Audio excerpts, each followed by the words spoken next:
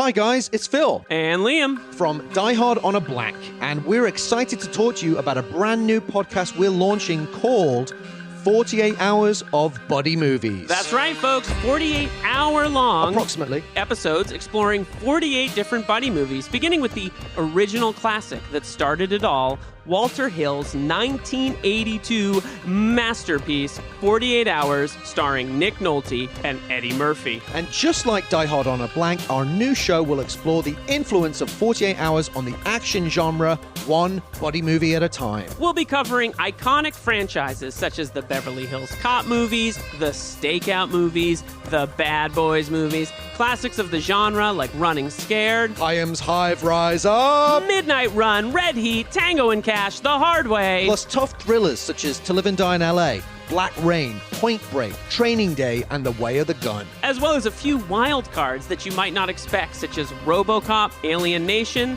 and, of course, Phil's favorite, Harley Davidson and the Marlboro Man. So, if you're a fan of two buddies talking buddy movies, Then 48 Hours of Buddy Movies is for you. visit patreon.com/48 hours of buddy movies to subscribe for the price of 1 cup of coffee a month. See you in the squad car. Or walking to the squad car, mildly irritated that we've been paired off. Wherever.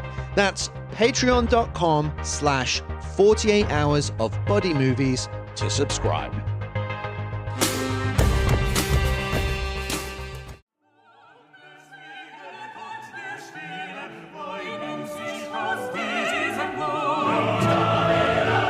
Welcome to Die Hard on a Blank, the podcast where we explore the influence of Die Hard on action cinema, one action movie at a time. I'm Philip Gawthorne, and with me as always is Liam Billingham, and today's film is Desperate Measures. It's Die Hard in a hospital. Now, we have, Wow. we're going to cut to the What chase a here. day. We have a very special guest who may be familiar to our more hardcore The hardcore listeners. fans, the Broken Arrow episode exactly. fans, the guys that read the comments on Spotify. He goes by the name of Petey, but I know him as my dad, Peter Gawthorne, who is our special guest for today's episode. Welcome to the show, Dad. Thanks for having me on the show, guys. Of course. I'm really, really excited about this. I can't believe you've flown me in from the UK, First class, right? all expenses Yeah. paid. The plane was a bit old, though, I have to say. That was Phil's fault. I didn't book the ticket. I The didn't. brown M&Ms, as you were requesting, the glass of brown call the M&Ms. booker, okay, PD? Jeez. I didn't think Memphis Belle was still flying, but Ooh, should we watch that? Anyway, movie. yeah, it is Good really movie. good. That's a dad movie. So now, Dad, you happen to be here we're recording this for the Christmas holidays. So you were in town, so we were able to make this happen. You've been one of our most loyal listeners, and you've been on this journey with us from the beginning. What are some of your favorite and least favorite of the movies that we've covered? Because you've watched almost all of them, if not all of them, I think. yeah, I think I have watched all but half of one of the movies. Which is which one? Which I'll come to in a Okay. moment. So I've watched all but half. I've listened to every single podcast. Wow. We so And appreciate it. I love the podcasts. I look forward to each episode. I mean, from my personal point of view, I watch movies with my heart, not with my brain. So I Right. don't have a huge, intellectual depth to my analysis. But I love the way you guys will take the movie to pieces afterwards. And I often reflect and think, actually, that's a better movie than I gave it credit for. So I just love that, the way you do this. But for me, movies are like, me no like, Yeah. or meh. Yeah. Yeah. In terms of favorite movies, is Yeah, that your what you favorite want? Yeah. ones that we've covered so far on the show. Oh, okay. Well, I probably start with Speed. Yes, of course. I've only watched it twice, actually. Really? When it first came out, and then when you did the podcast. Oh. And I think it's just an awesome movie, and I will watch it again soon. Heat. Yes, of course.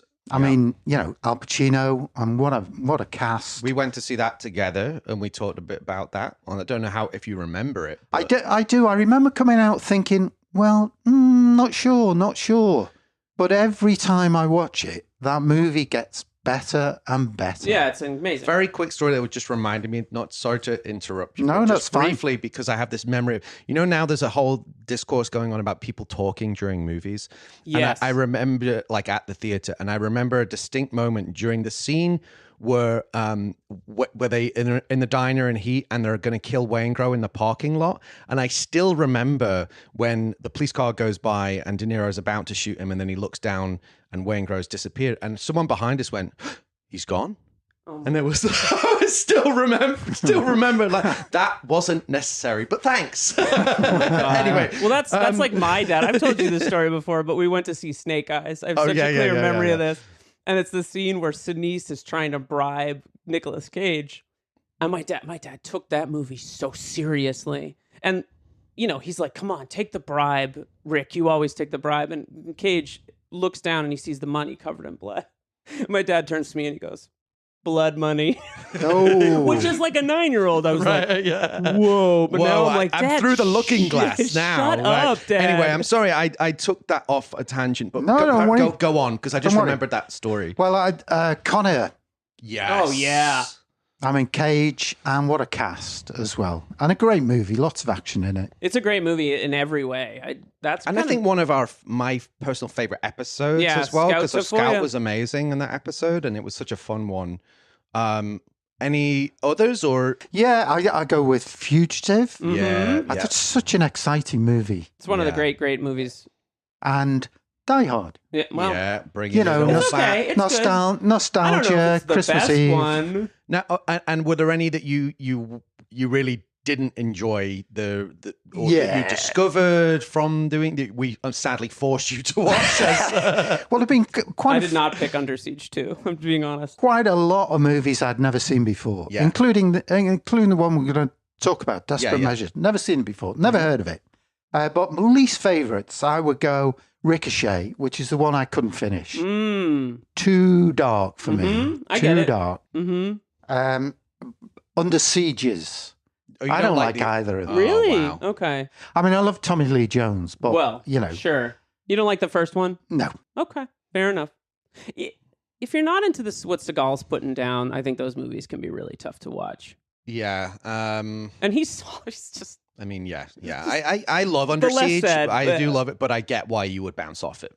Because of Seagal. That is the episode Andrew Davis listened to, though. So. Yeah, I wonder if we love you, Andrew Davis. If you are listening, stay with us. Just compliment we really the do. Fugitive, so it's what we call in HR. We call it a compliment sandwich. Yeah, there you go. To say something nice, and we love the package. So we would not get the Fugitive without Under Siege. I don't think so. I think that's an important one to talk about.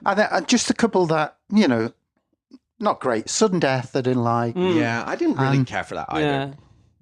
Cliffhanger. I mean, I like Sly, but I didn't really like it. Cliffhanger 2 coming soon. Yeah, with Pierce Brosnan. Is it? Yeah. Okay. Pierce Brosnan's in it, and it's had a bit of a weird. I know, but life. It's had a tangled history already. It's had a lot of peaks and valleys. Indeed. Hey. Did you like Demolition Man? It's not my favorite. I'm not really into the sort of sci-fi stuff, Yeah. But yeah, it was okay. Okay. I thought Wesley was good. He's incredible in that movie. Well, let me ask you this. We will move into our main event in a moment, but I'm really, as we have you here at a special occasion, what are your memories of seeing? We went to see a lot of these movies together. This was that golden age, of the 90s. A lot of these movies we went to the theater to see, and several of them we watched on video. But what are your recollections of this kind of golden age of action movies that we've covered on the show? And do you have any particular memories about that time?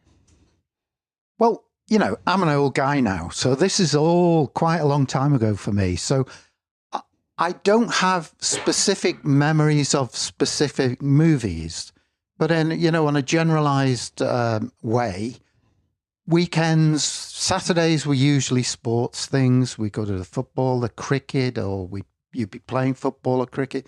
Sundays was a sort of family day out, movie day. You would generally select the movies because we didn't know what was going on. And we think that was from like the movie magazines like Empire or Total Film or because this is pre-internet, really, isn't it? Yeah, I don't know how we knew which movies were on where, because we used to go to Preston, which is about 20 miles away. And I don't know how we got the listings. We must have rung up for these things. The paper? Were they in the paper? That's what I thought. But Or you called the line, the number? Right. Yeah, I think we must book them over the phone. Take this for granted now, but no internet. And it was basically Peter in the movie, or movie in a Peter. Okay. Wow, Deep Pan Pizza Company, they were the best. Yeah, it was right next to the theater. It was wonderful. It was like the best Sundays. Yeah, and then it was like 45-minute journey home where you would talk about the film, and we'd all talk about the film. The prelude to this podcast. No, same for me, man. Oh God, we'd relive it, and and it was a great thing. Mostly the three of us, occasionally just you and I, but it was mostly Mum, you, and me. Would have a day out. Go to the movies. It was a great something. It's one of the things that's lovely about doing this show is you kind of relive some of those like lovely memories of that time, and a time when I was sort of really falling in love with movies as well. So now we have to ask you this because it's going to be a hard hitting question from our more hardcore listeners, but we need to hear the Broken Arrow story from your point of view. Did you the legendary rewatch story Broken Arrow for the podcast? I did. What'd you think? I realized why I fell asleep. So tell this story for anyone that hasn't heard this story. I can't remember. It was a busy time for me at work. So I was probably I was probably a little bit overworked. We went to see a movie. It wasn't. I mean, there was a lot of action in it, but there were some sort of flat parts, and I don't Phil's remember. Turning red.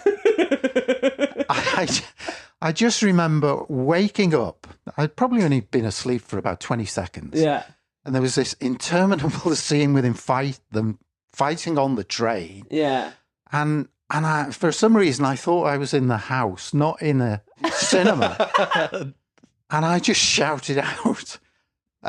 Jump off! Yeah. And the whole cinema, well, it was quiet anyway, but I slunk down in the seat. Phil was wide-eyed and wide-mouthed with my outburst. Mortification. And I was very, very quiet for the rest of that movie. And I don't think it's ever happened before, and it's never happened since. It was just the funny thing is bizarre. For me now, that happens to be all not so much like jumping, but I'll be so excited. I'm so tired now as a dad that every time if I manage to carve out a little bit of time to go and see a movie, I almost always am fighting to fall asleep. And I completely get it. So the wheel comes around. Let's move on to this particular movie. Did relationships with this movie? Mine isn't very deep on this. I rented it when it came out because I try and see almost every Michael Keaton movie. I'm just such a huge fan of his and always have been. So I watched it, rented it, didn't think too much of it particularly, although I always enjoy him and I remember his performance. Had you guys seen it before, Liam? No, but this trailer is the stuff of legend for me. Yeah, because the trailer. I remember. So 90s. I don't know what VHS tape it was, but I had a VHS tape. It would have been something that probably came out just a little bit before. It might have been Face Off, to be honest. I don't know. But there was a preview for this. And so the I kill moment is really burned in. And I have to say the movie looked really exciting. Yeah, it's a good trailer. Yeah, it's a really good trailer. But the trailer might be honestly a little more exciting than the movie ends up being. But I didn't see this until this week. And I'm a Keaton completist. We're so big Keaton. I have a Keaton story kids. that I have to tell on this episode. Okay. Close Encounters of the Keaton kind. Oh yeah, okay. We'll hold that for the hero section or the villain yes. section. Yes. Dad, was this on your radar at all before? Never heard of it. Yeah. Had no idea what the film was about. I watched it about a month ago at home. when I did my sort of detailed analysis of it. Wait till you hear this, big guys. Gawthorne vibes. Wait Big till you Gawthorne. hear this. It's incredible. I was I'm thrilled. cornered by an analysis in this room right now. Sorry, go on. And then you and I watched it last week, and we had a bit of fun watching it. Yeah, it was great. It's a fun watch. Yeah, it's an okay film. I think Yeah. Keaton is great, but, as you say, Keaton is great in everything, isn't he? Yeah, he's never bad. So, that was it. Never seen it before. All right, cool. Now, one of the reasons that I just want to touch on this briefly before we move into fast facts, but one of the reasons, first of all, the timing worked out that you were visiting here for the holidays, for Christmas, but also this is Die Hard in a hospital, and your career was in a hospital. Can you just tell us briefly summarize your job working in a hospital for so long, your entire career, essentially? Yeah, well, I spent 30 years working in NHS management in the UK. It was great. It was a great job. It was very interesting. Felt you were doing some good. But I have to say, we rarely had a serial killer wandering around the wards in my time. Yeah, well, America's different. Right. Probably the only other link with this film and my career was that I did feel like a bit of a hostage for the last 12 months of my career. But apart from that, Bit of satire there, bit of satire. Yeah, I guess, yeah. kept against my will. So... Yeah. Okay, cool. Well, let's move into fast facts. Desperate Measures was released in the US on January 30th of 1998, which was actually the same date as our last film, Deep Rising, or approximately 9.5 years after Die Hard. Wow. Directed by Barbet Schroeder from a screenplay by David Klass based on his novel of the same name. And it stars Michael Keaton, Andy Garcia, Marcia Gay Harden, and Brian Cox. On an estimated budget of $50 million, it grossed just $13.8 million at the box office. It was therefore considered both a critical and commercial failure upon its theatrical release. But while it's hardly revolutionary, I think there is still much to admire and enjoy in this movie, particularly Michael Keaton's highly entertaining lead performance. And I think, we're in an interesting moment. Like, Keaton's had this, he's always been around. It was like never a period where he stopped working, but post Birdman had this incredible kind of career. Resurrection is probably putting it. Resurgence is a better word. Yeah. So we'll talk more about him. But I think I now, as we just sort of touched on, I was incredibly when Dad and I watched this movie a few days ago. He had all these diagrams, a matrix of info. I was absolutely blown away by the. I can't believe it. The that work Gawthorne was this meticulous wow. about prep. So I've never seen this before. And in lieu of this, I'm going to do something a little bit different with Die Hard DNA. I'm going to just give my headline on it, and then I want to hand the microphone to Petey to walk us through the Die Hard DNA that he identified. But on a macro level, we've got, we always said that Die Hard on a blank, definition is bad guys taking over a blank, right? In this instance, bad guy singular takes over a blank, which is the hospital and the other connected building.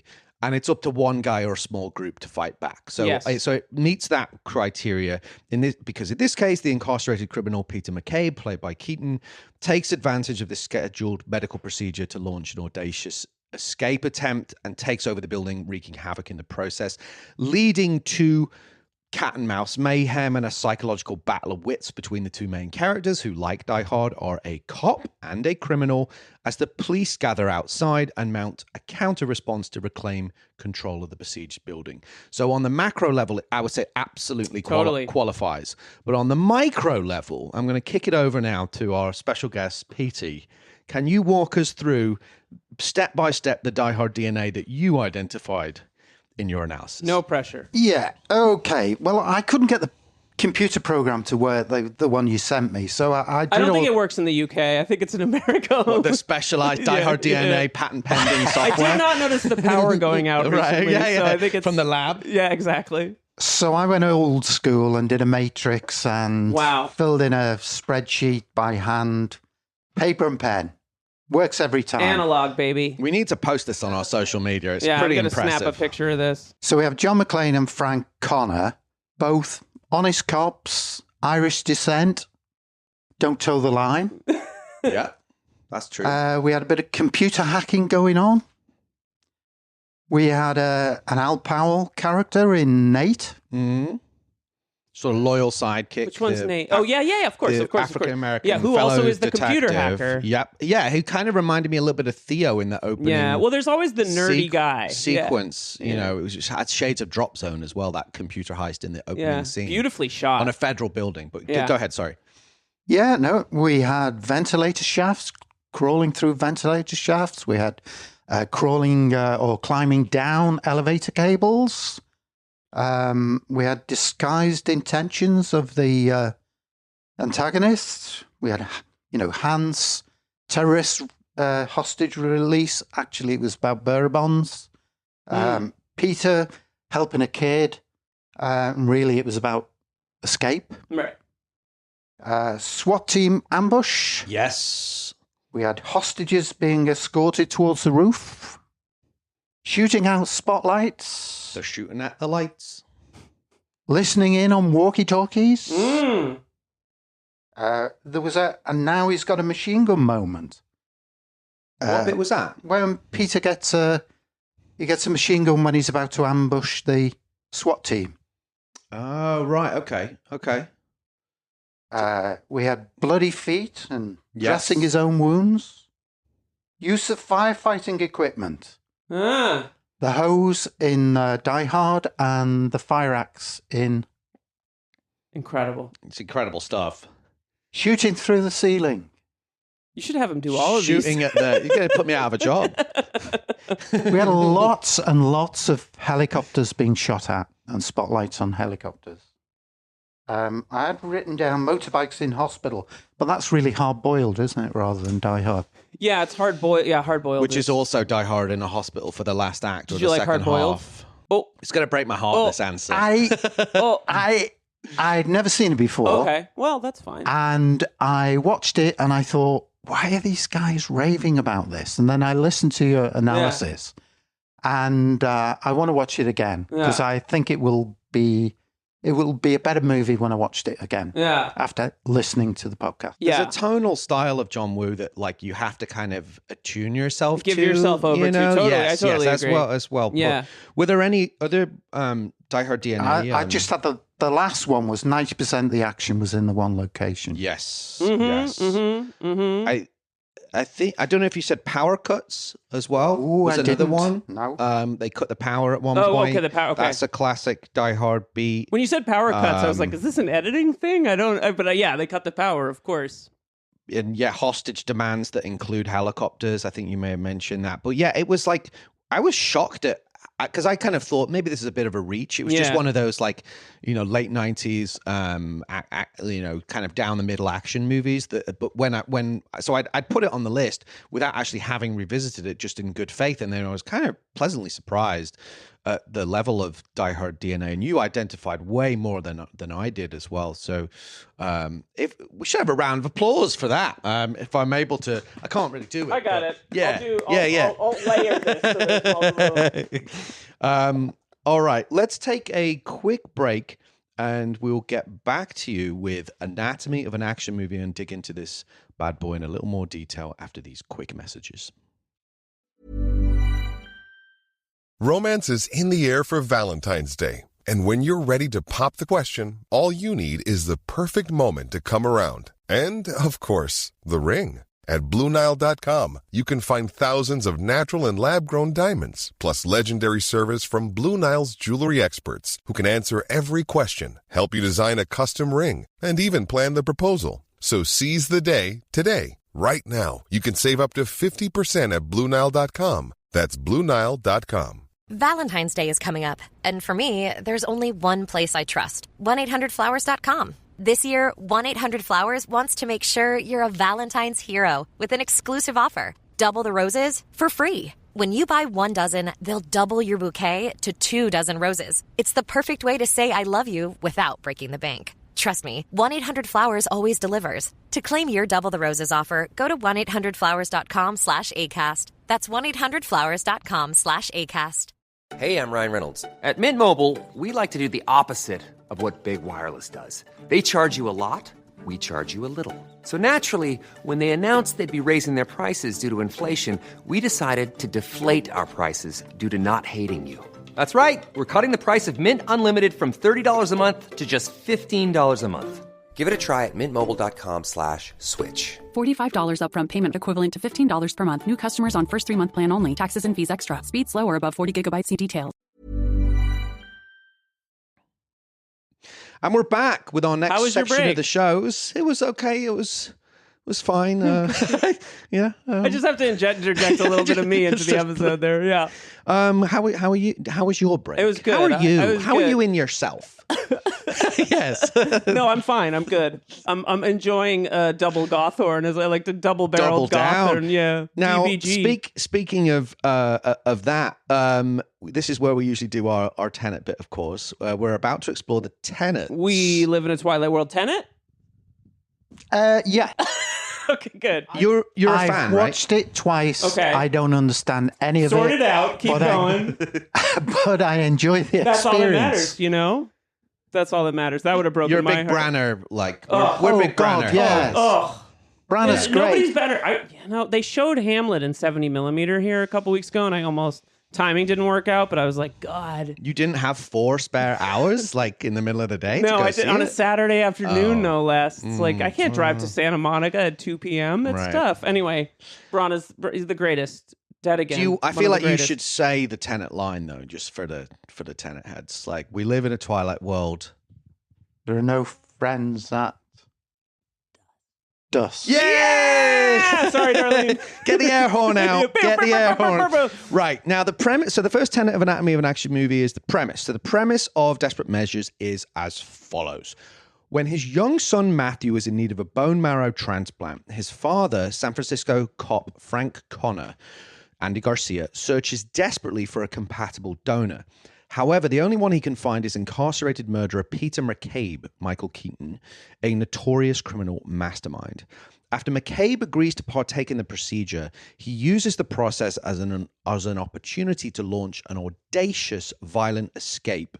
But as Frank and the authorities attempt to contain the situation, Frank comes to realize that he and McCabe are in a symbiotic relationship and that he must somehow capture his new nemesis while ensuring McCabe is not killed in the process. And the ticking clock is therefore, can Frank capture McCabe alive and get him to complete the transplant before his desperately ill son dies? Good. Pretty strong. Really strong. That is a strong Yeah, it's really concept. good. Yes.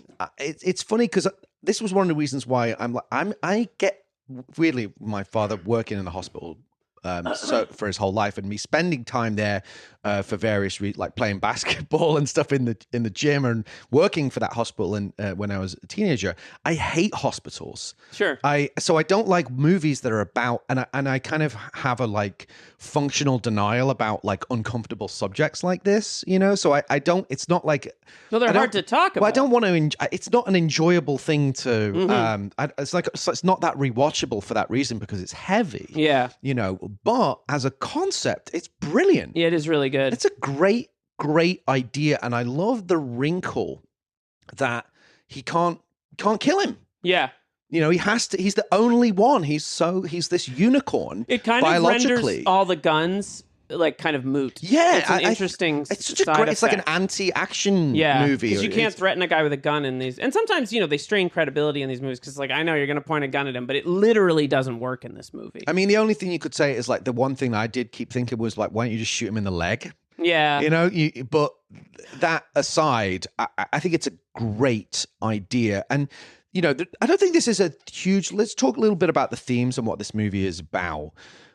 Because I do like the moral complexity of it. And I do like the moral conundrum, this dilemma that he's in, which is summarized by the line from Brian Cox, where he says, which is pretty brutal line, but kind of cuts to the core of it, where Brian Cox says, how many more people have to die so that son of yours can live? It's really good. So there's a lot of moral complexity in a relatively routine action movie, and the symbiotic relationship between cop and criminal, who kind of have a shared agenda to some extent, made this kind of like there's a little more going on than might meet the eye. I totally agree.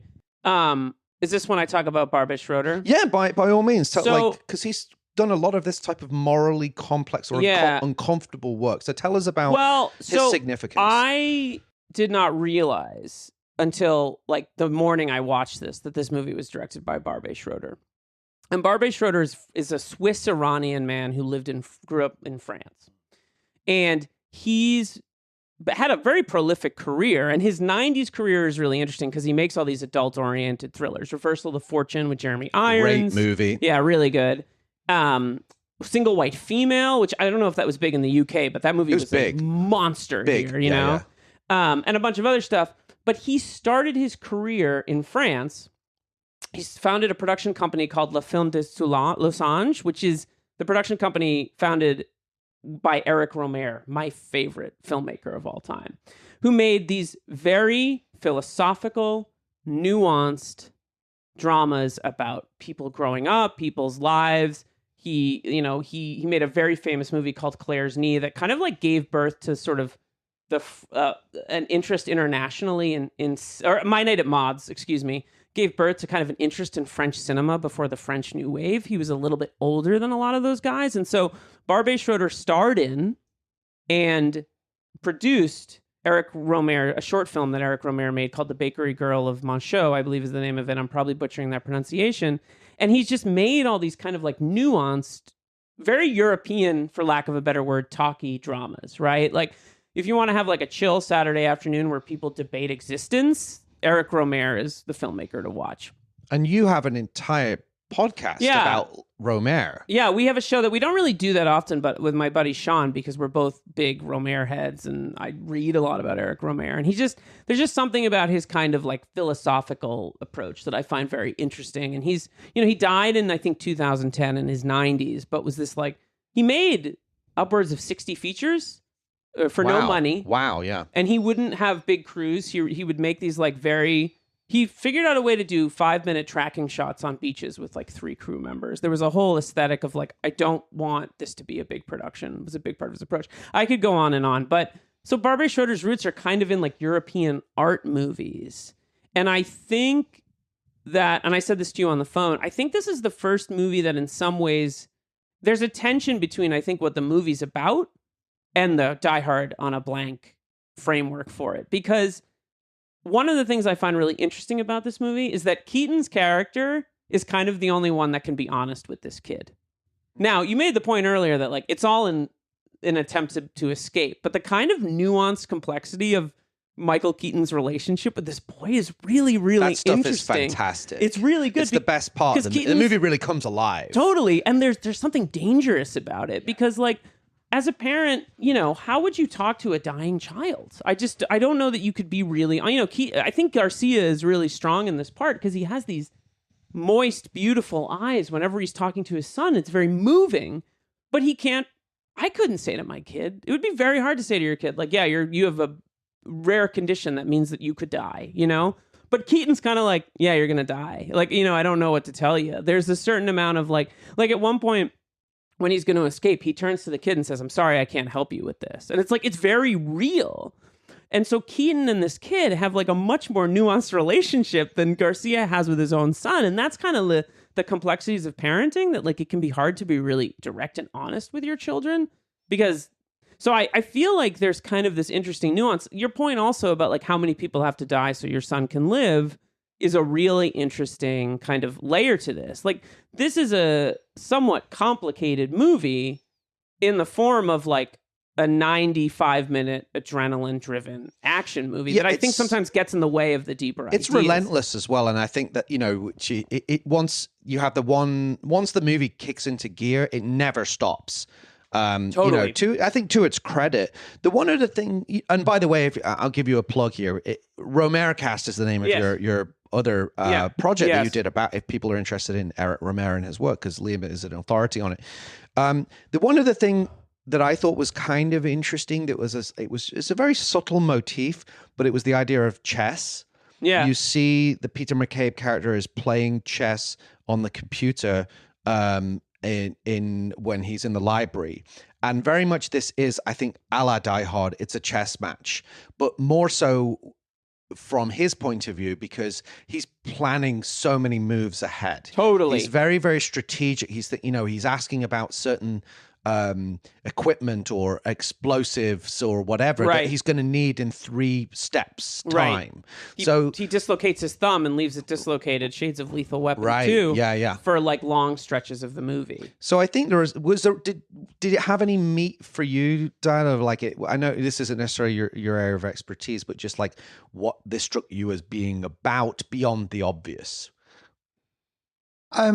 I mean, there were lots of scenes where it turned into a negotiation, and Keaton, the Keaton character, knew he held all the cards, right? Because of the power he had in that negotiation. He couldn't be killed. Right. He was the only one, so he was running the show all the way through, and. Yeah, I get the chess analogy. He was, he was evil personified, but he was a very intelligent guy, and you felt a little bit for Garcia because he was in all the situations he was fairly powerless. Yeah. It's also on the back foot the whole movie. The least interesting character in the movie. For sure. No disrespect to Andy Garcia, because that's what he has to. He has to play basically one thing. I have to save my son. I want to get into that. Yeah, let's save it for when the we Euro get section. to him. Yeah, thank But you. the other thing the last thing I was going to say was, this to me, this movie, Desperate Measures, was the definition of a programmer. Right. And that's an industry term that kind of gets bandied about a lot. But I thought, well, actually, it might be useful to actually define what that means, because we say it's it a kind lot. of inside baseball to some extent, and we do talk about this kind of thing, but let's actually say what it is, because so in the context of Hollywood action movies, a programmer typically refers to a mid-tier or formulaic genre movie, often produced with a modest budget, which is designed to fill out a studio's release schedule rather than serve as a marquee project. So this term originated in the golden age of Hollywood during the studio system era, where it described movies made to program a double bill. So they were secondary to the A feature, but above the level of low budget B movies. So in modern usage, it would apply to typically action movies that are competently made and entertaining, but lack the ambition, scale, or innovation to be a tentpole like blockbuster. So they're typically defined by like budget, mid-range budget, not as cheap as a B movie, but far below the cost of a summer blockbuster, efficiently produced, relying on a proven formula to appeal to genre audiences. Star power, often have a recognizable lead actor, not necessarily an A-list star, but sometimes. And the story and style tend to be more on the familiar. They're not trying to reinvent the wheel. I think of, like I was saying to my dad, like the best shorthand I could think of for what as a programmer is like pretty much all Liam Neeson's movies, or Liam Neeson's action movies would be considered programmers, right? But that's not to say like it doesn't have to be pejorative necessarily. In fact, and some of these movies, I think, if the filmmaker is of the level of like a John Woo, you could certainly say like Hard Target and Broken Arrow were probably intended as programmers, right? If you look at when they were released and the and the star, Travolta was a big star, to be fair, but it wasn't the biggest movie, unless you were like 50 an million. action head. It's 50 million. It's the same budget as this. It feels like it's 100 million because John Woo is a genius. Yeah. But I think similar, and I think Under Siege, you had Andrew Davis. If you have a director that's that good, if you have a really, really strong filmmaker, I think you can transcend that term and make something really spectacular. So I wanted to ask you guys if there were, what are your favorite programmers, in quotes, that spring to mind, perhaps? or are there any that transcend the label because of the talent of the filmmaker? Well, I'd never heard of programmers before, but I understand, I think, where you're coming from. And yeah, I've noticed, I've watched a lot of Liam Neeson films recently, and a lot of them are very, very similar. He's playing an assassin, or blah, blah, blah, blah, blah. But they're all watchable. Extremely watchable. They're all watchable and enjoyable, but forgettable. Yeah. But I love Liam Neeson. He's a great actor. Michael Collins, I love him just for Michael Collins. One of my favorite films. It's one of my favorite. I love that movie. Gerard Butler's another one, isn't he? Yes, that's a great example. Yeah. I love Gerard Absolutely. Butler, and some of his later movies.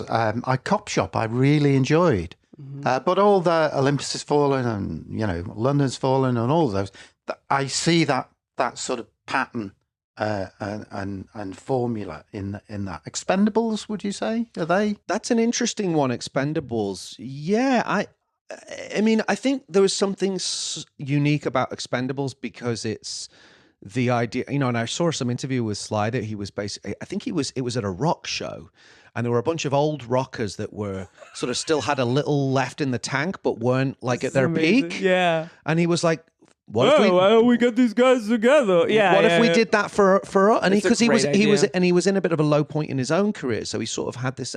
I could do a solid for all of my guys that are kind of in this weird, slightly the twilight of their career, but still have it, and we'll get them all in, and it will make it like this fun rock show, which I thought was kind of cool. So I think tonally, yes, I would say like Expendables is totally like a programmer, but there was some element of innovation in that idea of like a giant ensemble of sort of a action, rock concert of action stars, know. But speaking of Stallone, I would say like Cobra, is like a great example of kind of a programmer, Never seen it. That's you weird, won't like he watches it every 45 minutes. I do. I'm watching it right now. I have to say, in my own mind. I had not really, I'd maybe seen it once, and then I watched it again when Phil and I started to do it. And I think about Cobra once a week. Like, I think Cobra is this like weird avant-garde, like it's kind of like Stallone doing something very, very strange and unusual. And I've come to love it. So the programmer thing is really interesting because we're recording this ahead of its release. But last week, Carry On came out on Netflix, right? Which is the new Colette Serra film. And Colette Serra directed. You mentioned Liam Neeson. Two of my favorite post-take and Liam Neeson movies, Unknown and Nonstop. Nonstop is Die Hard on a Plane. I think we'll be doing that. Which I haven't watched it yet. I love it. Yeah. I really like it.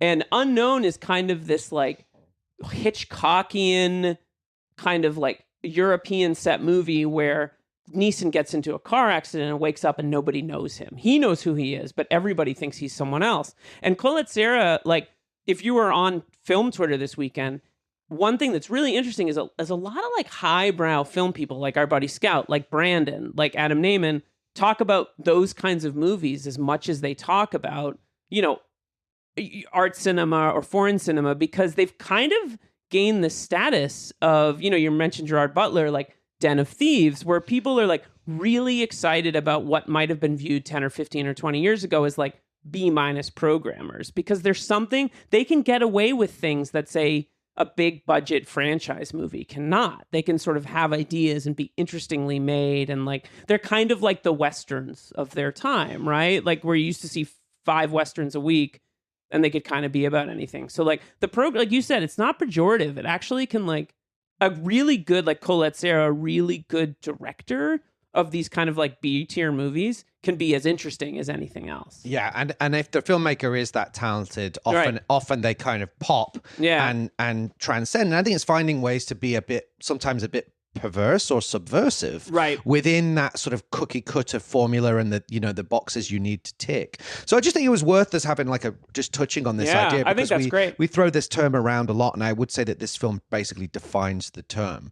Where would Jason Statham? Oh yeah, they're right in the middle. Because I've perfect example. I've never watched any, so But to your point, that one of the more recent ones was a great example of a perverse, subversive programmer, which was The Beekeeper. The Beekeeper is one of my favorite movies of the year because I kind of watched it on a plane and I was like, but again, it's an elite filmmaker. It's David Ayer. Yeah, David Ayer, and it's like this very strange kind of great action movie with amazing Jeremy Irons is the villain in The Beekeeper. Like, they get really good actors to show up for these movies, and like they're kind of trashy, but they're also kind of interesting to just watch. And I like literally am like, why are not more people not putting The Beekeeper on their end of your list? It's very silly, but it's like, I had more fun watching that movie than anything. Yeah. There's ambitious and provocative ideas in it.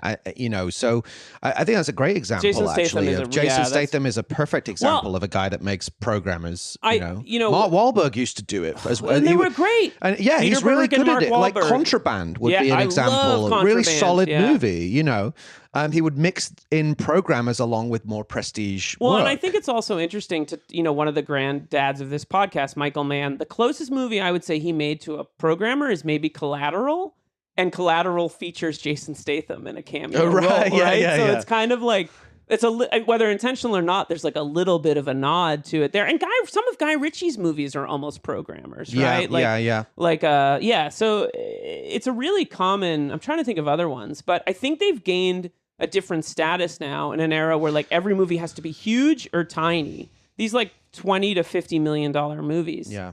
There's something to be said just for really, really. I mean, I think we're hopefully all part of that cultural conversation that's like saying, there's sometimes more going on in these seemingly down the middle action movies. Absolutely. Let's talk about what makes this movie special, because I would say it's less of, even though I think Barbet Schroeder is a really interesting filmmaker, and I really love a movie he did called Kiss of Death. Oh yeah, which was a remake of a Caruso. It was a David Caruso and Nick Cage. Nick Cage, phenomenal Nick Cage performance, obviously. Is there a bad one? No, not as far as I'm concerned. Not as far as you're concerned. Got blinders on. It's a really, really great crime picture with a terrific cast, a terrific sense of place, and I highly recommend that one.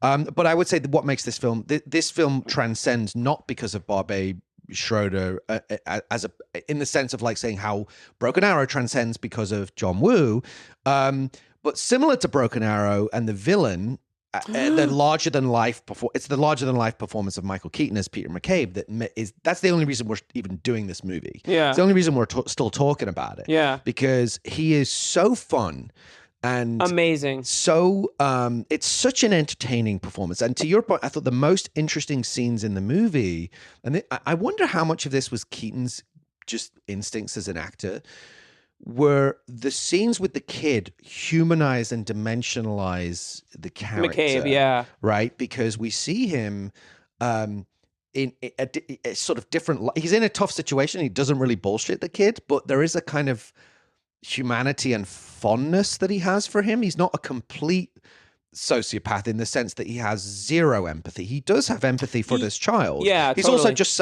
but he's also like, look, he uses him, but something happens. It is something happens. It becomes a real human connection, and there's some great lines in it that'll come up in the awards later. But I have a question for you guys, because I think this is carrying on in the lineage of characters like Hannibal Lecter and Cyrus the Virus, who, I wrote Silence of the Lambs down. This is Silence of the Lambs-ish. Absolutely. And my dad made this point that was interesting, saying, you thought you could see Bruce Willis playing this part. Oh, and yeah. Bruce Willis was approached to play Cyrus the Virus, as we talked about in the Con Air episode.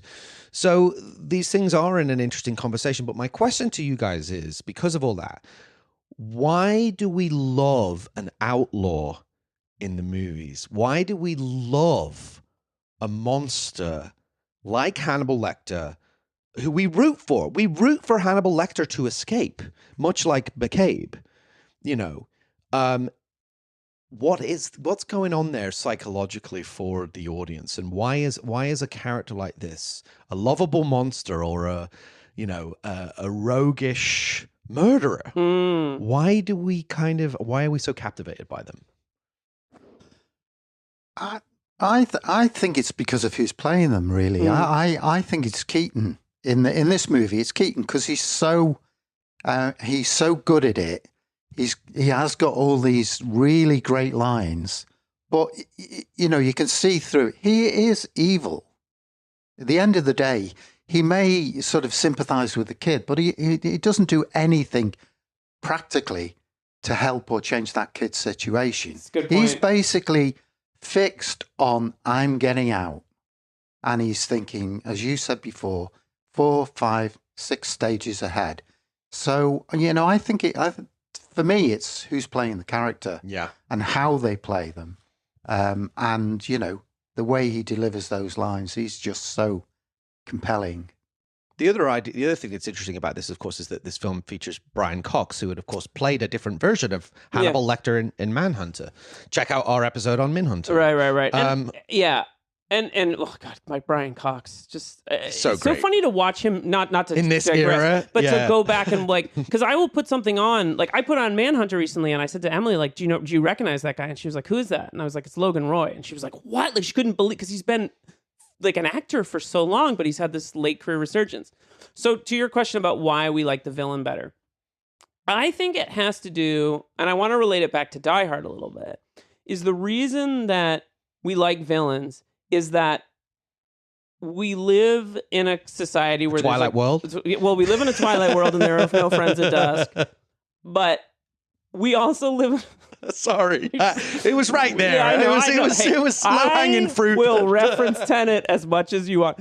I would say that we live in a world where like the range of acceptable behaviors are very limited, right? Yes. And I think, we said earlier, and I know we'll get into it, that Garcia's character is the least interesting person in the movie. And it's because he has to play the hero. And the hero is not like, that goes back to your knight in shining armor, your like white hat Western figure. Like the guy who kind of has to do good at all times and like is hemmed in, in society, you could say they're hemmed in by normal behaviors, but in a movie, they're hemmed in by like the audience has to like and identify with this person.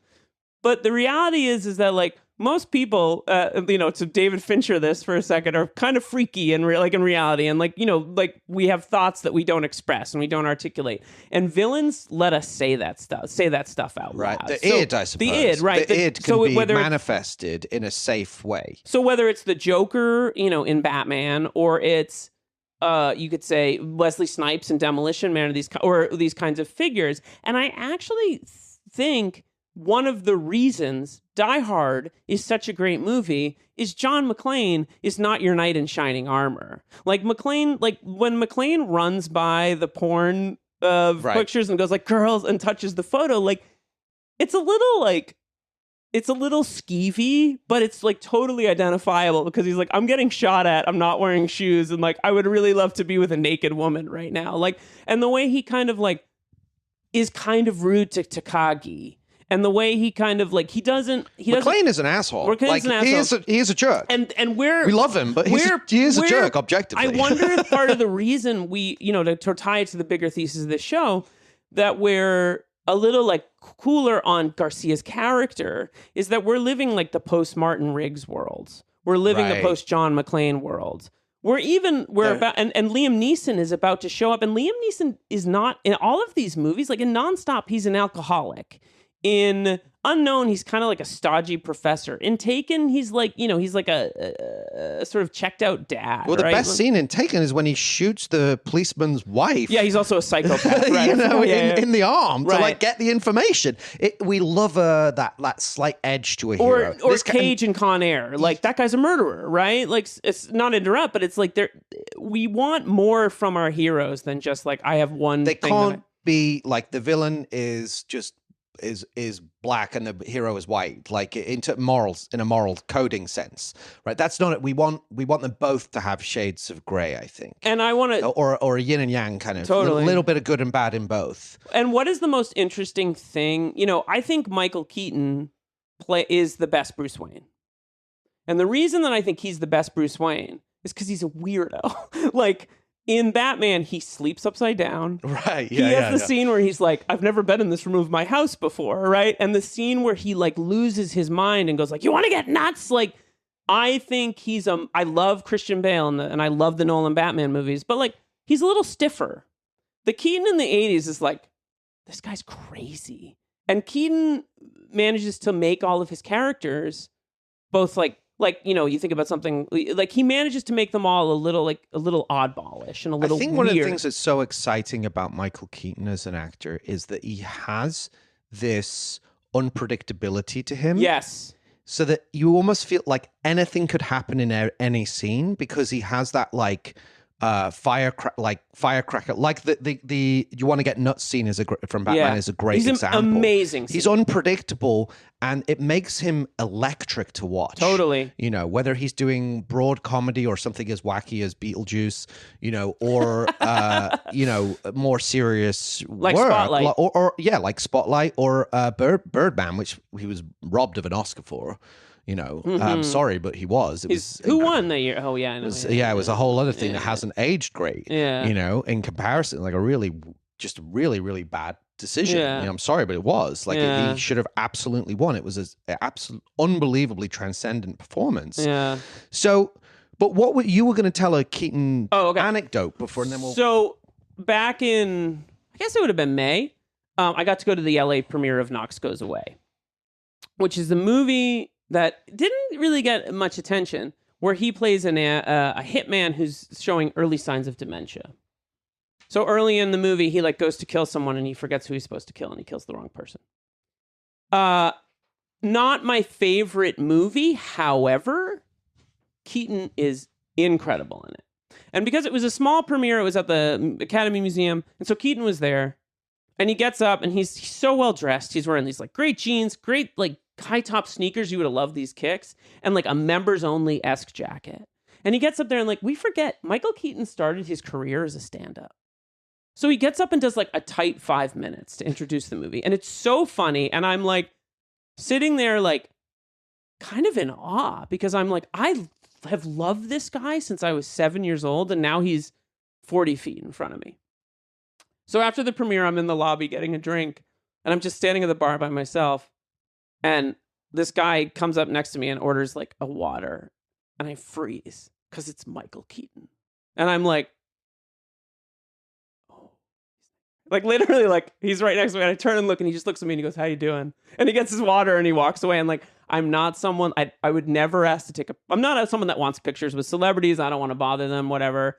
I probably, if I had like the faculty to say something back, but I just kind of nodded, and it was like such a moment, because I was like, I'm next to one of the greats, like, and a guy who I have been obsessed with since I was 7 years old. And later I was chatting with someone, the producer of the film. She was like, "Do you want to meet him? Like, you can meet him." I was like, like I couldn't do it because I just love him so much. And like, I got out and I called my mom, and I was like, "Guess who I just stood next to?" And she was like, "Michael Keaton." Like, she knew it was going to be Michael Keaton. So I just like, he's such a larger than life figure. Did you end up meeting him? I did not end up meeting him. No, it's sometimes that can happen. Like, it's frightening to meet someone that you admire that much, because you also sometimes don't want to be disappointed, or I'm sure you wouldn't be with him, but he's also, a sweet guy, yeah. But also, like, I don't want to say something stupid, I think you it know, was actually, or have it be a dud. It was of enough interaction. It was enough for him to be like, "How you doing?" You know, or for like, sure, yeah. You know, like I shook Steven Soderbergh's hand once, and like that was enough. You know, like,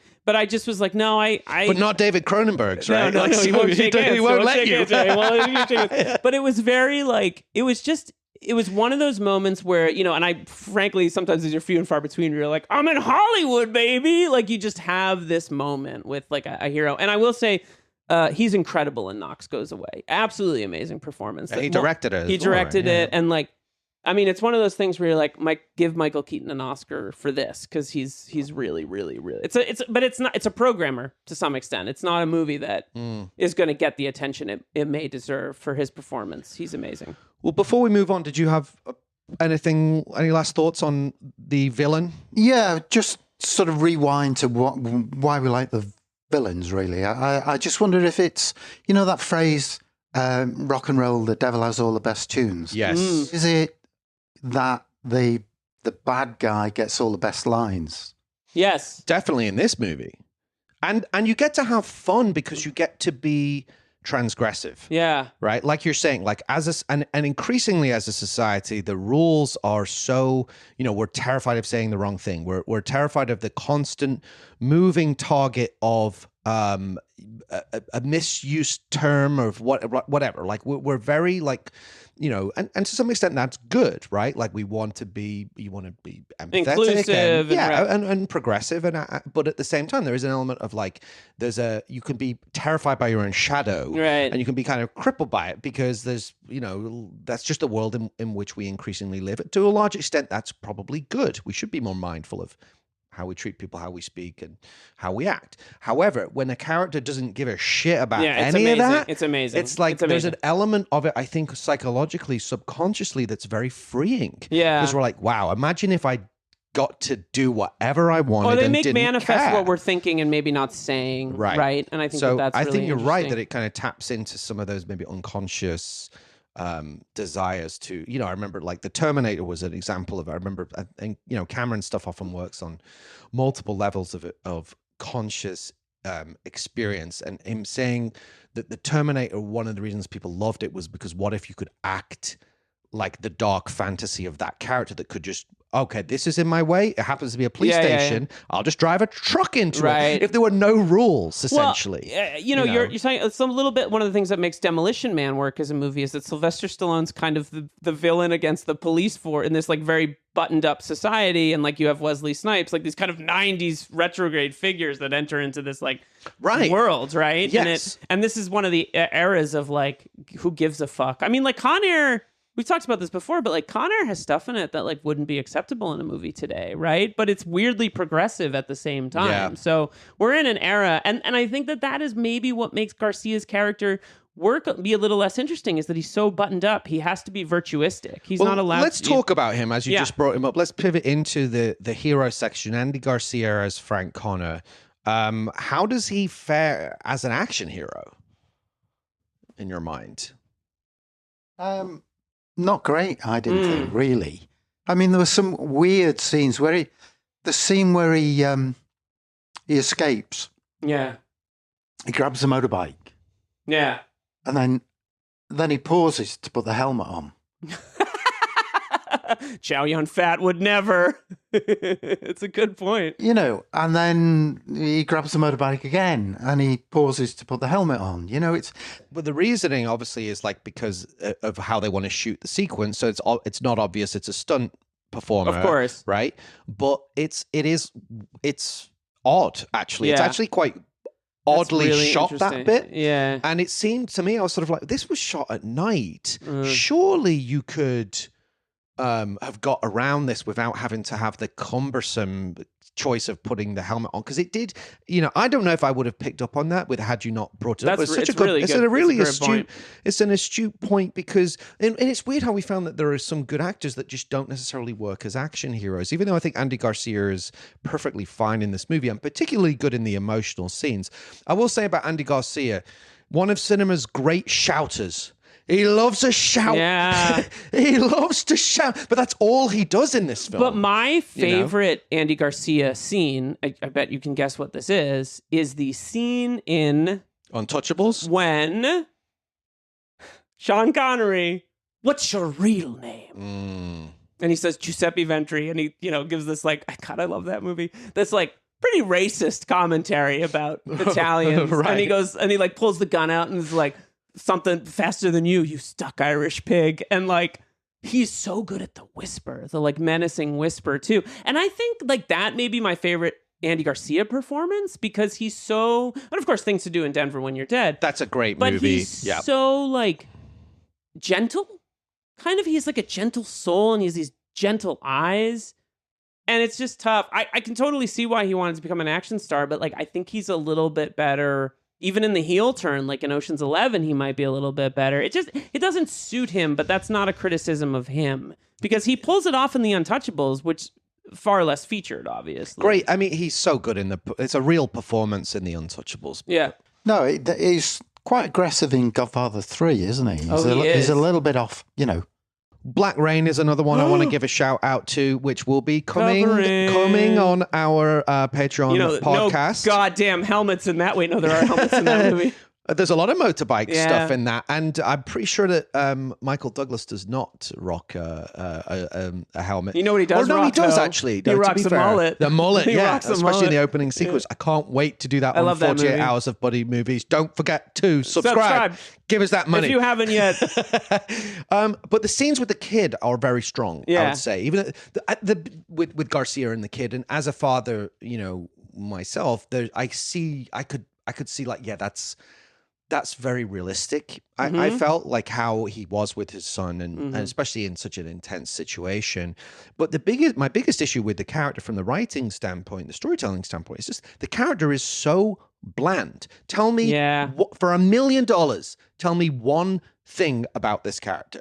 You know, Other than like he loves his son and he has an agenda, we don't have any texture about him. Not one thing we know he likes. yeah. Nothing. Yeah, like show him in a bar having a drink and chatting with someone, or like watching football, or like something. Anything. Yeah, that's a really There's good point. no, But yeah, there is not one piece of texture. It's tricky because of the way that the story is designed to be this sort of relentless runaway train. Yeah. You know, you get the one scene in, speaking of great movies, we get the scene, it begins with the sort of break into the FBI facility to try and get the information, and the film is all plot. But there's just, it needed that one scene between him and his son, because the son even has more detail. We know the son loves Star Trek. well, the son's a better realized character also. Yeah. But we don't even know that. Like, maybe if that was something that anything to make us like connect on a human level with this character would have been so welcome, and it only needed to be 30 seconds of screen time. Right.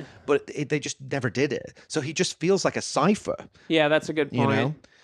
Or he doesn't say anything like in Die Hard. You know, one way you know Bruce Willis is like he rides in the front of the limo. Like they don't let him like There's a make million choices. Yeah. details Yeah, you're right. that seem like that don't slow down the narrative in Die Hard, like the choice to sit in the front, like the expositional conversation he has with Argyle, like the way he treats the security guards in the lobby, like the way that he doesn't want the cocktail and finds the materialism unpleasant, and all of those things without any way slowing down the narrative. Should we watch Die Hard? Should we just put Die Hard? Let's put Die Hard on. We're going to be watching on Christmas Eve, right, Dad? Oh, we will. Yeah, but Andy Garcia looks good in a suit. He does look good. He looks great. He looks great. He in looks the great. suit. And, you know, he does have movie star chops, and this was in an era where he was doing leading roles. Yeah. But often I think he can be more fun in a supporting role. And I think he's, with the possible exception of Things to Do in Denver When You're Dead, which I think was kind of his pinnacle, because that was like that. He could be tough, he could be romantic, he could be vulnerable. It was like a really great part. We always seem to bring that movie up. Yeah, I know. I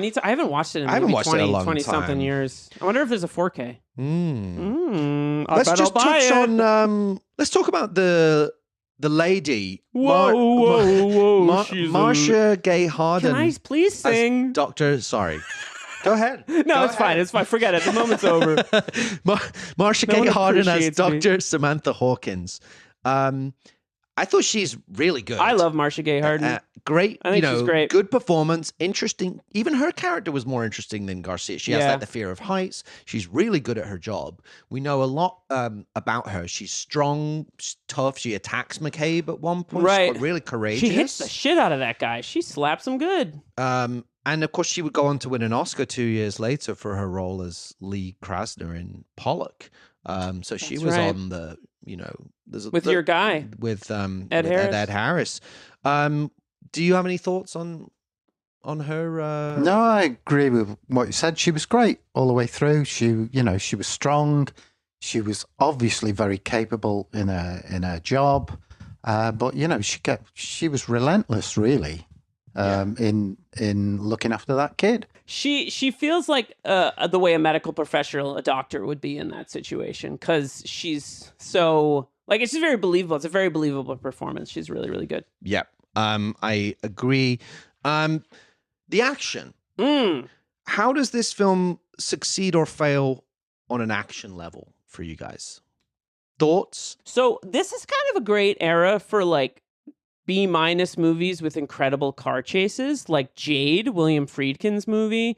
I think the car chase in this movie is really brilliantly realized towards the ends. It kind of gets away from the Die Hard, but I find a lot of the hospital stuff to feel a little rushed for me. It moves really quickly, and I never it doesn't rhythmically work for me the way that some of the stuff does. I think I understand what you mean, Matt. Now you just sort of made me have a breakthrough there of like the die-hardification of this traps the movie in a bad way. Yes. And once they escape and they're on the street in that car chase, it actually becomes much more exciting. Yes. But it's like they're scrambling for ways to keep it entertaining. We spend like 25 minutes on this walkway, and it's like it's too much time on the walkway. It's visually boring as well. It is a little bit. You know. I do think one thing I love in a movie like this is when Garcia, it's kind of like Shades of the Dark Knight, Garcia has to blow up the bridge before they get on it. But if they could have gotten through that in like 10 minutes as opposed to like the 12. This was actually the moment, Dad Talk, where I started to nod off. I was like tired, as one is. And I found myself like, I rewatched the movie and I was like, I find this section on the bridge to be a stumbling block, but I found the car chase to be like, because you have to really figure out how to do a car chase, right? Like you have to storyboard the shit out of a car chase. Not that you don't in a bridge, but like there's a little more flexibility. You're not a literal moving the cars all the time. And I think Barbet Schroeder and Luciano Tavioli, the DP of this movie, who shot incredible movies, all of Argento's movies, and Titus, which is a movie we both love from 1999, like they really work it out and it works really well. And I think the car chase is the best. Once they get out of the hospital, I think the action kind of takes off for me. And the use of the bridge going up and down, you haven't seen that in a movie before. It's that was really cool. strong. There was one, it did remind me of the ending of a great movie that I absolutely love, 52 Pickup. Bill Billingham special. My dad was obsessed with that movie. It's an incredible movie. Yeah. That has something slightly similar, so I wouldn't say it's like I've never seen it, but there was something fresh. There was something I've somewhat never fresh. seen 52 Pickup, which It's is weird. amazing. My dad was like, you might be a little young for this. And then we never came back to it. It's no joke. Yeah. I mean, Do you it's have the Blu-ray? It's not for kids. No, I don't. Oh, bummer. Just hide that. No, I don't have any Just Blu-rays. throw a sheet over. No, as I back in front of the shelf. Let's. Wait, no, I thought we worked through this. I thought we had a recent conversation. I've regressed. Oh no. Any favorite moments of stunt set pieces or like little flashes of action? Well, I'm trying to think. I mean, he obviously. I go back to putting the helmet on in the motorcycle. I quite liked him crashing through the window, so that gave the only justification for putting the helmet on. Lethal Weapon 3 did that, didn't it? Was it Lethal Weapon 3 where Riggs is on the police bike and it crashes through shit. Yeah, and it crashed. It's Shades of Speed. The highway isn't finished, which is like 6 years earlier and done way better. But I think the fact that you're hesitating and struggling illustrates the fact that we're kind of clutching at straws to find something. But it's not that satisfying as an action film. I'm sorry to say. It's like it's adequate. Well, that's why I think it's better as like a drama. The humor of is this movie funny? I guess Keaton's funny. I think because to your point, Dad, about sometimes it's who plays the villain, right? Like Michael Keaton was one of the greatest comedic talents of the last 40 years. Yeah. It's the first movie I'm aware of him was Night Shift. Yeah. Right. I think that might have been his debut. Maybe not. I can stand to be corrected on that. But he can't help but imbue the film with humor, but it's that kind of gallows humor. Yeah. But the humor, I think, is just worth touching on for a second, because with a film like this that has such a heavy subject matter, a child has leukemia or whatever it is, right? But needs bone marrow. Very, very heavy. If this film didn't have humor, it would be unwatchable. That's true. You're right. That's a good point. It's an important element of the recipe to just offset this icky. And it helps alleviate some of the tension, which Keaton is really, really good at. Can I just, because I'm never going to have a chance to talk about this on a podcast, Spotlight. There's a scene at the beginning of Spotlight where Keaton it's someone's retirement party and it's in the office. And it's one of those depressing, this guy is retiring and we're going to have like cake scenes. Like it's just, ugh.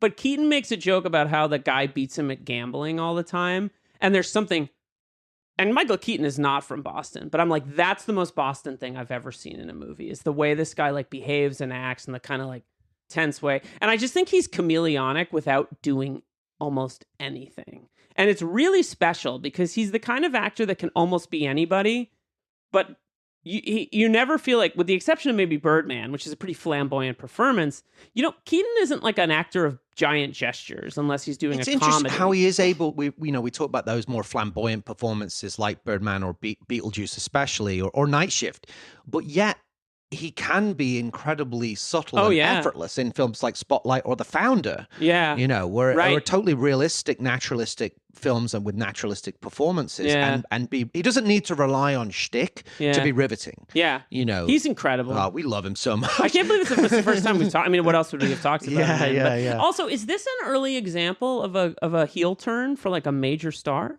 Because now you see it a lot more, right? But Schwarzenegger hasn't. Oh no, Schwarzenegger's done Batman and Robin. Right? Yeah. Chill out.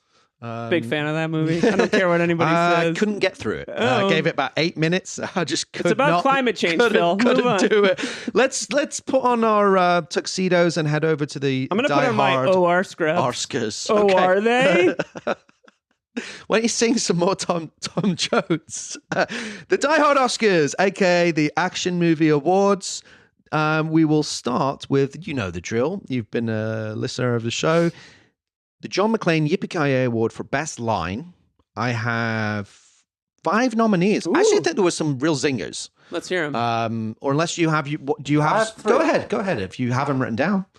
I like it when the kid said, "Make it so," before he went into the CT scanner. I thought that was really cool. Reference to Star Trek, Trek, of course, Picard. which we Do you think he listened to our first Contact episode? I when he was in the assume hospital? he did, Yeah. even though it hadn't been made for another 25 also, years. this is a movie that didn't happen.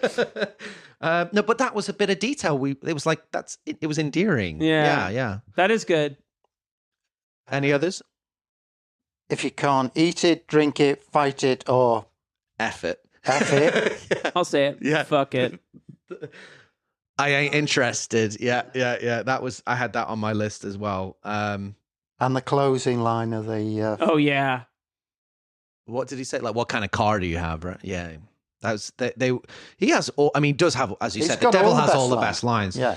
There was that line that you always quote. You want to do it?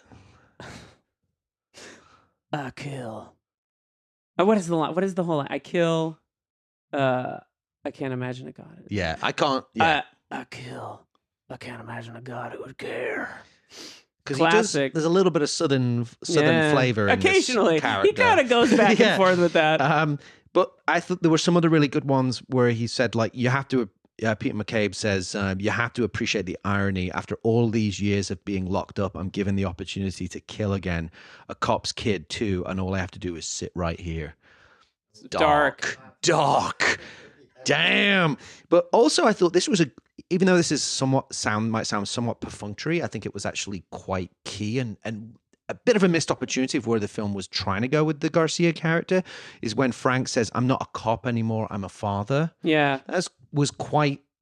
that to me was actually pretty interesting. I wish he took the badge. Like, I wish it was made stronger sort of statement. Like, he quits, whatever. I mean, he basically does quit being a cop, but no, because he comes back at the end. Anyway.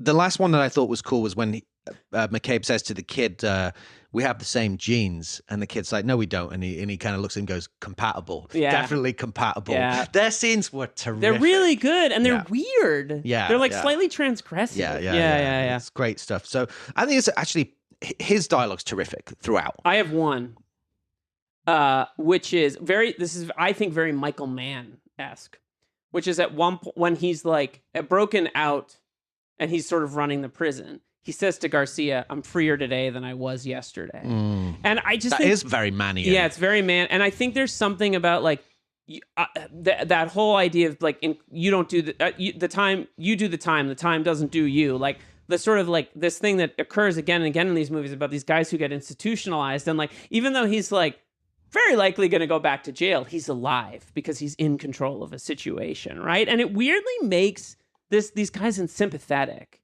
because like being in prison looks like it would suck, right? Especially and, in his circumstance. Yeah, and like I just think it's that line really works for me on like on some level. Yeah, there's some good stuff in it. Well, what's your pick for best line, Dad?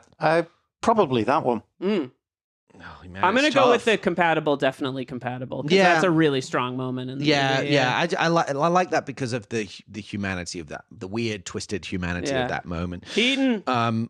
Keaton is the man. Hans Gruber Exceptional Thief Award for stealing the film. This was kind of tough because Keaton steals the movie, but we always exclude the two leads. Yeah, we can't.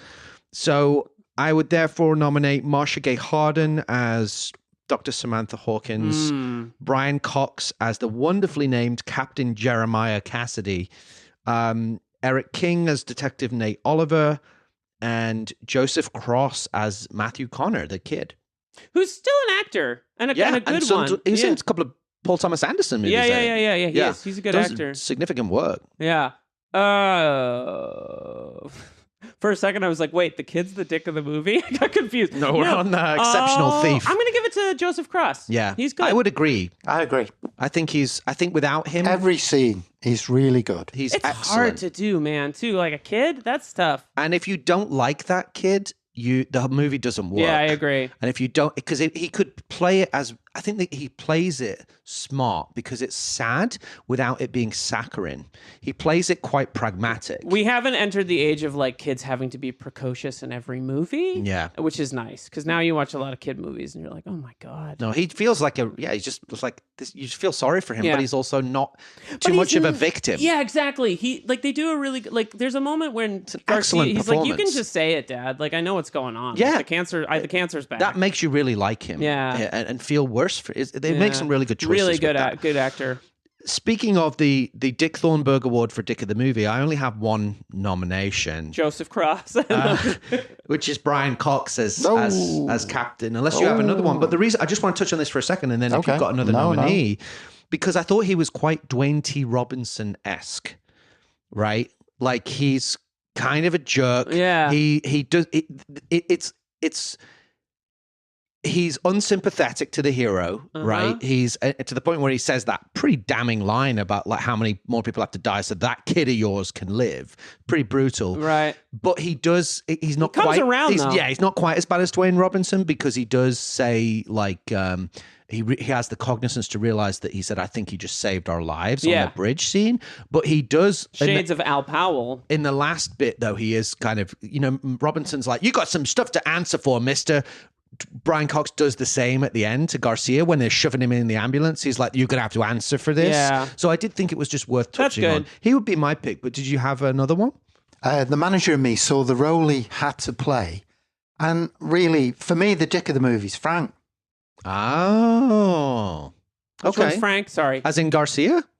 Oh, yeah. Oh, what? Ooh, interesting. Hot take. He got all those cops killed, or shot, or burnt. He nearly caused a massive pileup on the freeway. Yeah. That's true. He got his friend Nate shot. All the way through. I know it was a tough situation he was in, but at the end of the day, he saved his kid. But he Killed like 20 people in the killed process. about 20 people in the process. Yeah.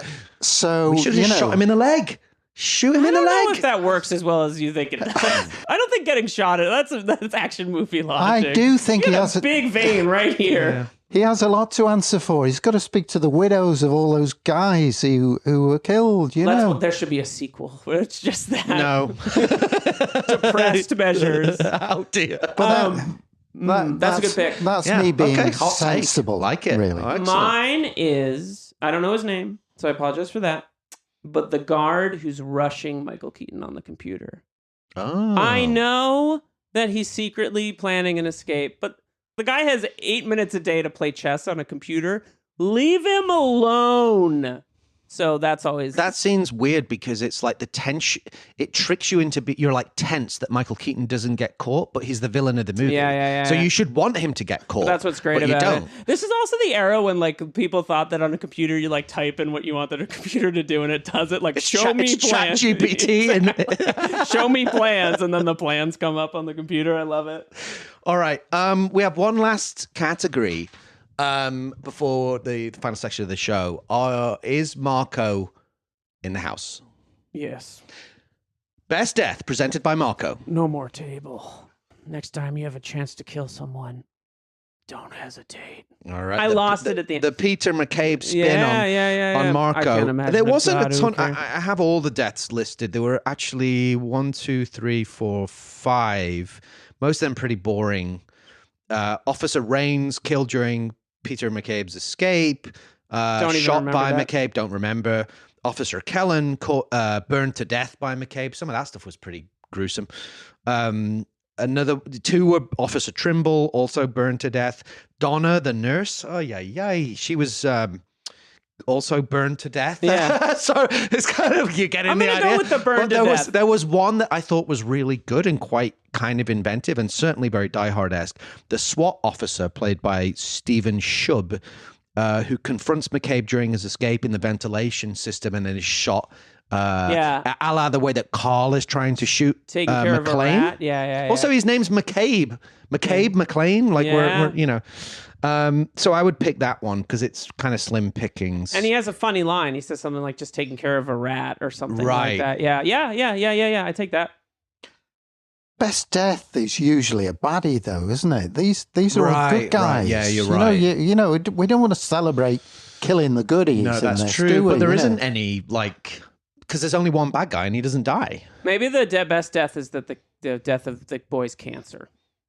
Ooh. He doesn't have cancer anymore. I don't know. Ooh. I'm just spitballing. This is Okay. just podcasting. All right. Over here, The you know? cancer cell. Yeah, the cancer cell. Cancer dying. cell. Yes. Here we go. Okay. Yeah. There we go. Very good. All Look right. at how we twisted that. Let's take one last break and then we'll be back for our final section of the show, Double Jeopardy Trivia. Where the scores can really change.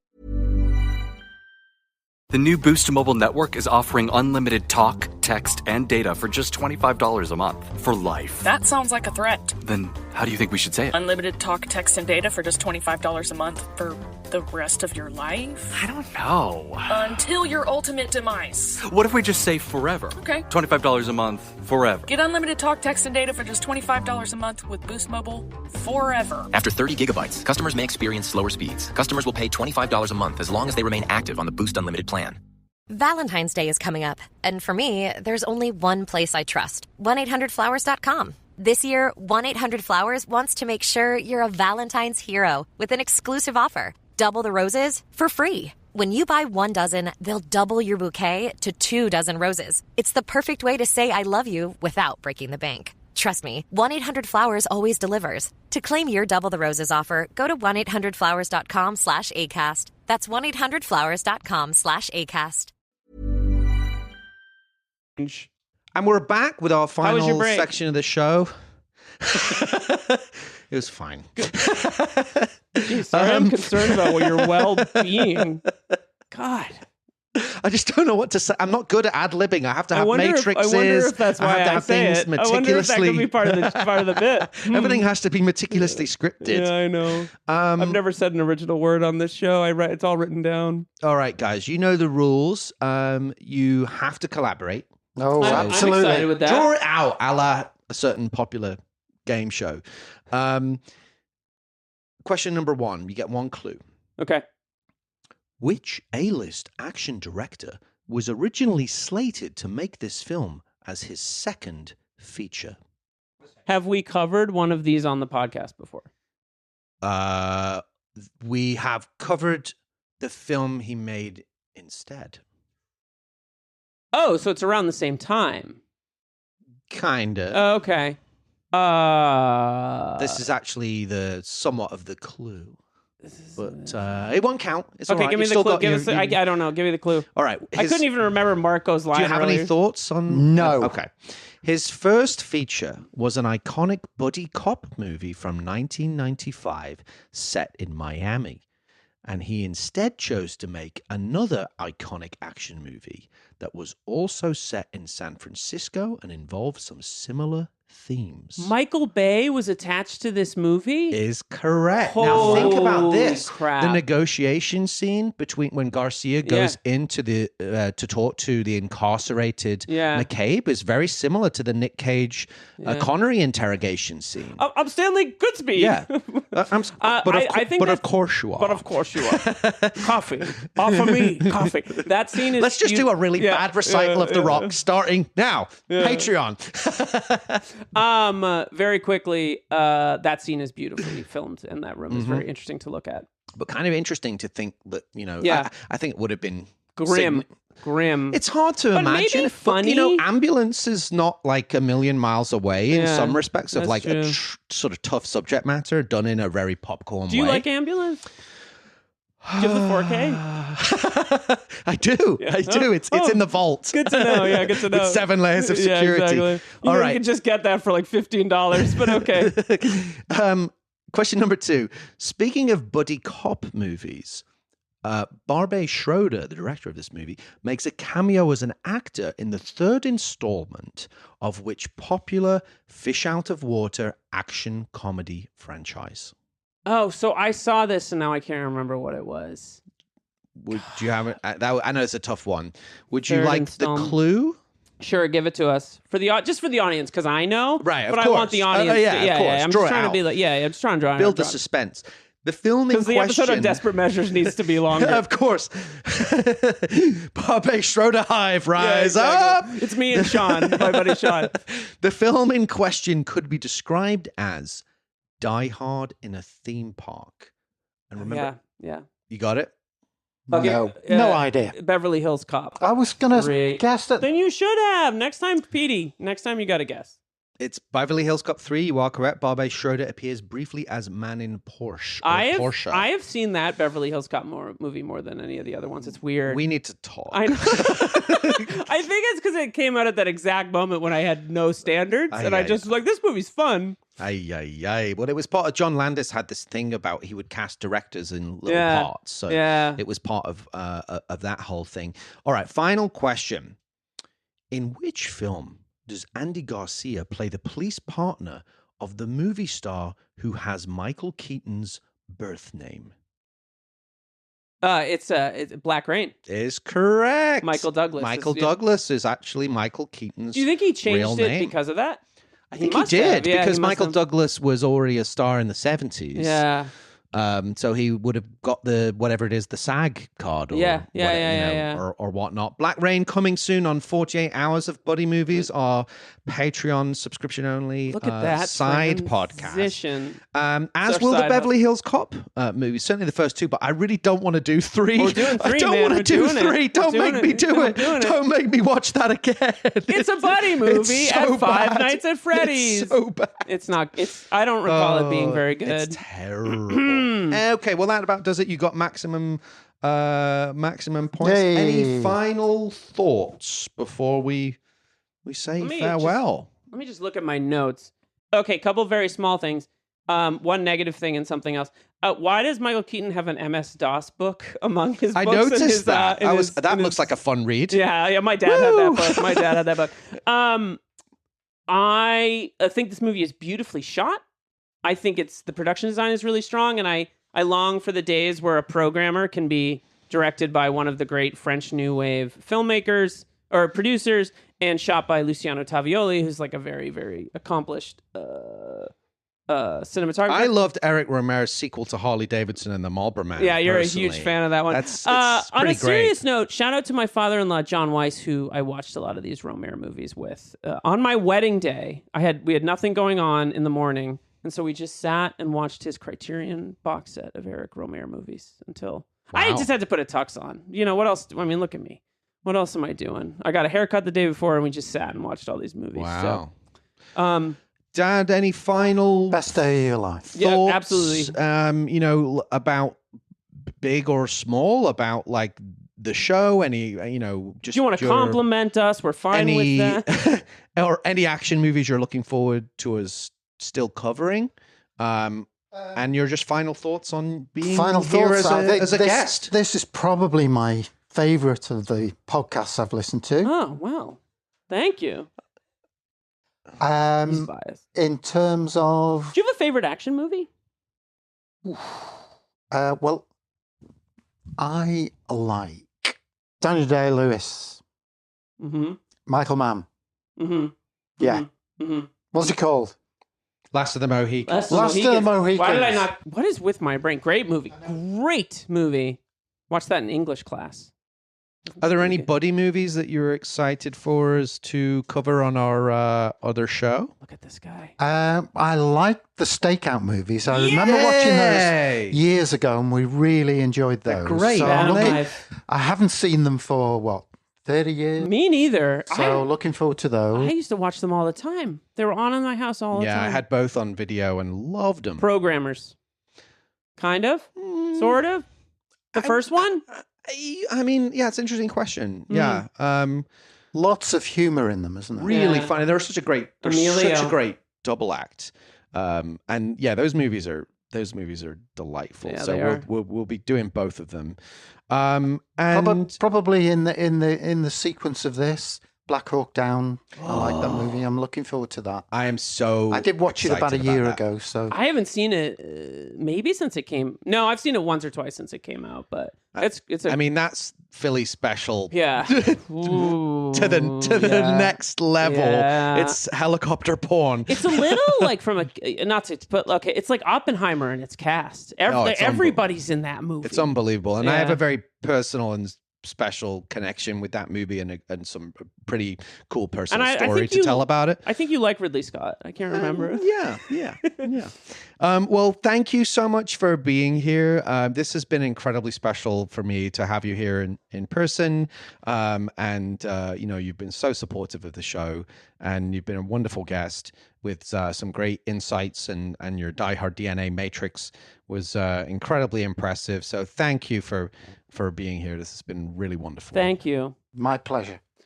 Next time on the what's next on the? Do you know on our various feeds? Next time on the show, I did write it down. I have my own matrix. Okay. Next time on 48 Hours of Buddy Movies, it will be Running Scared. You remember that movie, Dad, right? With Billy Crystal and Gregory Hines. It's set in Chicago. Vaguely. It's very comedic. It's more I have seen it, but I don't remember anything about it. Yeah.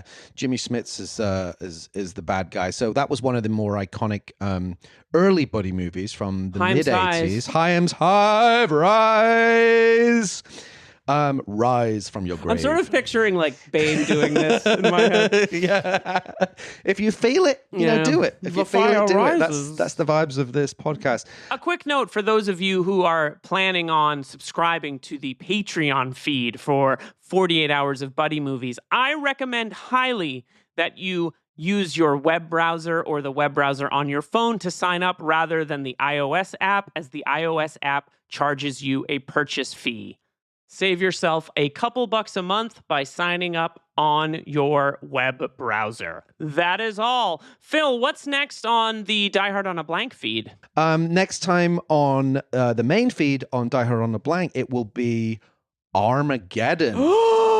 It's Die Hard on an asteroid. I don't want to close my eyes. So some two crackers. So join us for that. Other than that, just our thanks to Tyson. Yeah, Tyson Hubley. For being our guy. Rate, review, subscribe, like, tell your friends. Tell your friends about the podcast. If they like action movies. That's pretty much it. I think that's it. We'll be back next time with space dementia. Perfect. Die Hard on a Blank is a podcast created and hosted by Philip Gawthorne. Liam Billingham co-hosts and produces the show. Mike Mayer and Michael Sugar are the executive producers. Find us on Twitter and Instagram at DieHardOAB. Rate, review, follow the show wherever you get your podcasts. Most importantly, tell your movie podcast-loving friends about Die Hard on a Blank. See you next time on Die Hard on a Blank.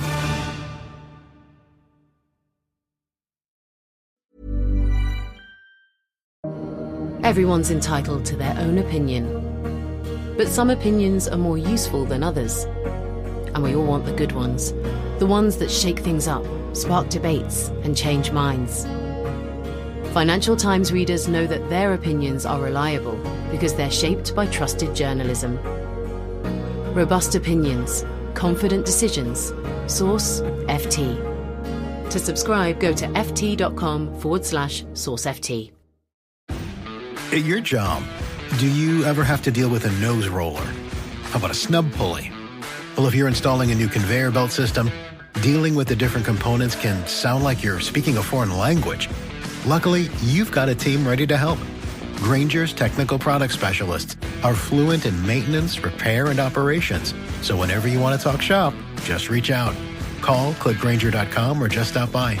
Grainger, for the ones who get it done.